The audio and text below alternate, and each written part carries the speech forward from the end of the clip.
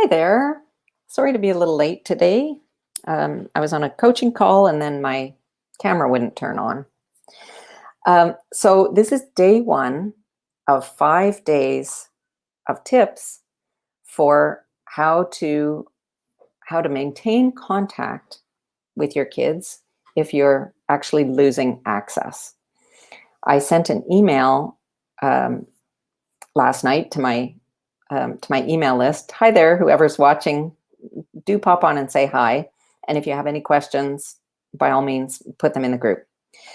I sent an email yesterday to my email list, my email community, saying that um, I don't have any clients among my current clients who actually have no access to their kids. I'm mostly working with people who have struggles in their relationship with their children because of alienating behaviors, let's just say, high conflict behaviors of the other parent. But I have a kind of collection of I think really good tools to use for this kind of situation that I would love to be able to share with anyone who can use them. So that's what I'm doing here. Every day, I'm just going to do a little quick video and talk about um, things that you should be doing. What the heck? Where did that go? Oh, weird. Things that you should be doing uh, to maintain your contact with kids when you lose access. And it can happen. It can happen anytime along the way. It's not always something that happens at the beginning of a divorce or a separation. It can happen many years in. So refusal of contact, where the child is saying they don't want to come over, they don't want to see you, they don't want to answer your phone calls. Um, it's something that's uh, obviously really emotional and really, really hard to bear, but you need to understand that it is a rite of passage for a parent. It's something that is going to happen when your child becomes an adolescent or a young adult, that they have a developmental need to reject their parents. It's part of how each of us is made inside. We need to pass through a phase at some point of actually rejecting our parents, one or both. And of course, it's not supposed to happen in a 7-year-old or a 10-year-old or a 12-year-old. It really isn't. But it's not about you. It's certainly a rite of passage for divorced parents to have to hear this. And in the same way, when I say it shouldn't happen in a younger child, little kids do this, right? They scream and say, "You're the worst mom in the world. I hate you. I wish you weren't my mom."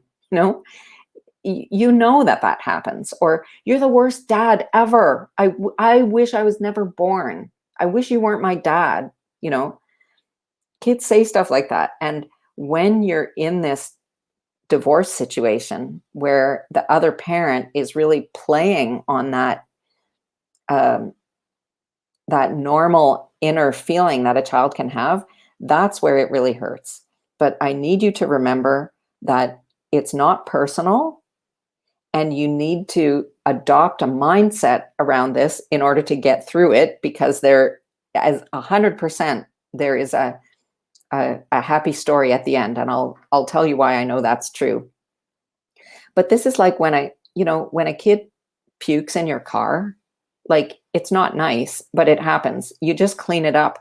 You're not telling yourself a story about how, like, I'm such a bad person and how did I let this happen, and what if my kid never wants to see me again, like, just don't tell yourself a story. You just clean up the mess and move on. It's not a reflection of your self-worth. I guess that's what I'm trying to say. And the reason that I know that every one of these cases of refusal of contact has a happy ending is because I did an interview with Dorsey Pruder in my Essential Stepmom podcast that you can go and listen to. I'm sorry that I don't have the episode number at the tip of my tongue, but she runs something called the Conscious Co-Parenting Institute, where she manages 4-day reunification seminars for the very toughest cases of kids who have been alienated from a parent for years, where the court moves in and grants a temporary change of location, like of living arrangement for the child, in order for the parents to get for the parent to get reconnected with the child. And mostly these are kids who say, I hate my dad. I never want to see him again. I don't want to have anything to do with this. You can't make me go. And after 4 days there, they walk out hand in hand or arm in arm, or like completely rebonded in their parent-child relationship. She has never had it fail. She has a 100% success rate. So I know that inside every child that's refusing contact is one who secretly wants to be reconnected with their parent. They want it.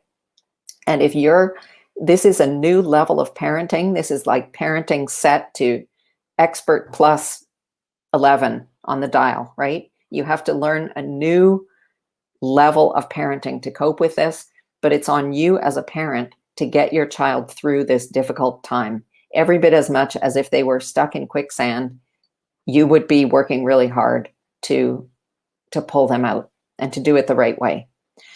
So the first tip that I have to give you is to not stop trying to initiate contact, even if they say they don't want to see you. And I don't mean that you should harass them. You can be respectful while still showing that you are not giving up. So if you have visitation where you're supposed to go and pick them up to come, you should continue to show up there at your appointed time and let them tell you that they don't want to come, but you don't stop showing up. Do not stop showing up for your visitation, because you never know which is the day that you're going to get a surprise. And the other thing that you don't know, well, I'm going to say this later, okay? Don't stop phone calls. If you have been having contact by phone and the child keeps saying, not picking up, not answering their own phone, or saying to mom, I don't want to talk to dad, don't stop calling. Don't stop. I know it's really hard. It feels like you're lining up to get kicked in the gut every week or however often you do it. But one of the women I interviewed when I was putting together resources for parents who are being alienated, one of those women was someone who had been alienated as a child from her own dad. And she told me that when her parents split up, she very much took the side of her own mom and believed that dad was a bad guy, and she was really mad at him, and she didn't want to talk to him. And she said, my dad called me every week for 4 years and I never picked up the phone. So kudos to dad, like he hung in there for 4 years. But she said, the weird thing is when he stopped calling, it broke my heart. Think about that. When he stopped calling, it broke my heart. So you think you're giving nothing when you're calling your child and they're not answering the phone. It's not nothing. It's a lifeline. And you can't see it because all you see is the rejection.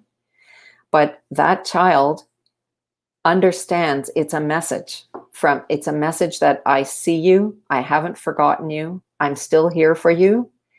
And, you might feel like you're enabling this bad behavior of rejection, but they're not in a place where, like, that's not in their world, okay?